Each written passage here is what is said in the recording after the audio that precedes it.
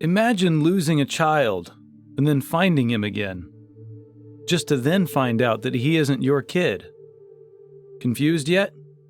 If not, you will be once you get to know about the disappearance of Walter Collins, a 90-year-old case about a 9-year-old boy who vanished on the way to the movies. This is not an ordinary case of a child who disappeared. You'll understand this as there are many twists and turns in this case. It is one of the most incredible cases of its time, as it shed light on issues of female disempowerment, corruption, and flagrant mistreatment of those involved in the case. Walter Collins was just an ordinary 9-year-old boy who lived with his mother in Lincoln Heights, Los Angeles. His mother, Christine, worked as a phone operator. So how did Walter disappear? Well, it was March 10th, 1928. Walter decided to go watch a movie on his own as the weather that day was beautiful. He asked his mother for the money, and once he got it, he dressed in his lumber jacket, brown corduroy trousers, black Oxfords, a gray cap, and immediately left his home to go to Mount Washington neighborhood, which was near his place, to see a movie. Soon it started getting dark and Walter hadn't returned home. Christine started to worry about Walter because he didn't return from the movie as it got late.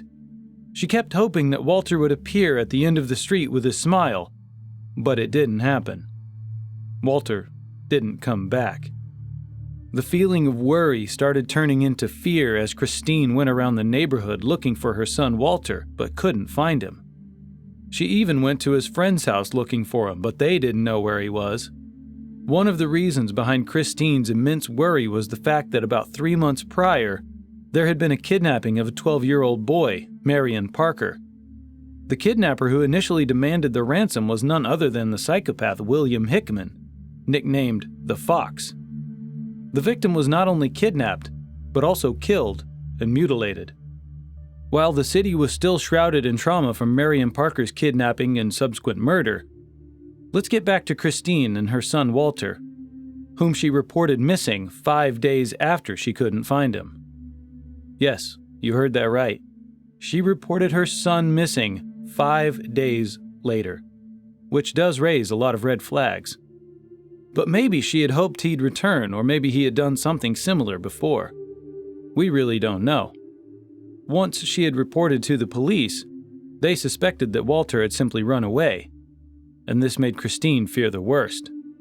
She believed her son had been kidnapped, as he isn't a kid that would run away from his home or his mother. Now, with the suspicion that Walter had been taken, they immediately paid great attention to this case. The police began to scan Collins' street in the neighborhood of Lincoln Heights in Los Angeles. The campaign to find Walter was everywhere. The search was conducted massively. Nearby hooligans were focused on, addressed, and cross-examined on the whereabouts of Walter. However, the inquiry turned up nothing. Now witnesses were being sought out, and many neighbors came up with many interesting stories. According to one neighbor, Mrs. Baker, claimed that she saw Walter in an automobile begging to be released in the company of 2 foreign-looking people. Another story was that even before Walter went missing, there was an Italian stage-looking couple that went around asking for Walter's address. Another witness claimed to have seen a boy like Walter near north of San Francisco. According to this man's testimony, he saw the boy at a gas station in Glendale. He was sitting in the back seat of a car, but unfortunately only part of his head could be seen. The bottom of his body had been covered in newspapers. Well, none of these stories helped the police find any clue regarding where Walter was, or who had even taken him. At this point, it had been a month since Walter had gone missing. Christine Collins discovered every parent's worst fear. Her son was nowhere to be found. Christine was crushed. Yet, she stayed confident. Months had passed, and she needed to work every day with the hustling musings of Walter's destiny continually in her mind. Losing rest and having little inspiration to proceed with her typical life, she didn't give up on the possibility that Walter was gone. The case of Walter Collins' disappearance had gotten a lot of national attention by this point. The police immediately faced negative publicity, as even after so many months they failed to find any clue regarding this missing boy, 1 inch shorter than Walter, and she even used dental records to prove it. The police conducted their series of tests to prove the boy was Walter, and then had Christine forcibly committed to the Los Angeles County General Hospital psychiatric ward. While Christine sat in the psych ward, Captain Jones again spoke to the boy police had picked up in Illinois. And during this discussion, the boy confessed that he is not Walter Collins, but instead Arthur Hutchins from Iowa. He had run away from his family as they mistreated him, and one day a drifter at a roadside cafe in Illinois said his face looked very similar to Walter Collins. Arthur saw this opportunity and thought to himself that it should not go to waste. He can have a new family and see Hollywood, which had long been one of his dreams. Christine was released, after which she filed a lawsuit against the Los Angeles Police Department, but unfortunately never paid off. Now the question still remained. Where was Walter? What happened to him? There are multiple theories to this.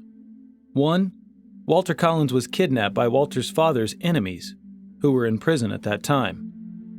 It could be his motive for revenge. The second theory is the one with the substantial weight. Walter was suspected of being the victim of the serial murder of children known as the Wineville Chicken Coop murders. This case itself was a case that occurred in Riverside County, California, between 1926 and 1928, the perfect time when Walter had disappeared. In this murder case, a man named Gordon Stewart Northcott commits kidnapping of children, after which he took them to his chicken farm in Wineville, which is now Mira Loma. There, the young victims were abused, tortured, and killed. Gordon committed these heinous acts with the help of his mother. By the time the police raided the chicken farm, they had found many limbs that were no longer intact buried here and there. Walter was thought to have been one of these victims. Christine actually met Gordon Northcott, and he denied killing Walter. Even hours before his execution, Gordon met Christine again, and once more, he denied killing Walter. Christine refused to believe that her son was one of the Wineville Chicken Coop murder victims.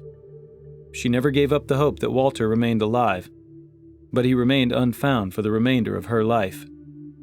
Christine never gave up looking for her child until she died on December 8, 1964.